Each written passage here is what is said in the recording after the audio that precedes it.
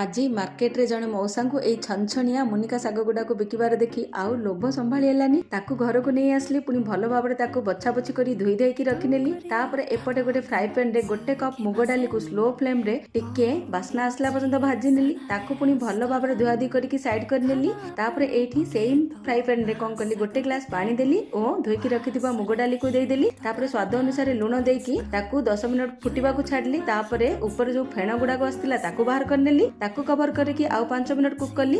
ଜାଇ ଗୁଡାକ ଏବେ ପରଫେକ୍ଟ ସିଝିଛି। ଆଠୁ ଅଧିକ ସିଝିଲେ ମୁଗ ଜାଇ ଲାଳୁଆ ଲାଗେ। ତାପରେ ଏଇଠି ଶାଗ ଗୁଡାକୁ ଦେଇକି ଭଲ ଭାବରେ ଘଣ୍ଟା ଘଣ୍ଟି କରିକି ଆକୁ ପୁଣି 5 ମିନିଟ୍ କୁକ୍ କଲି।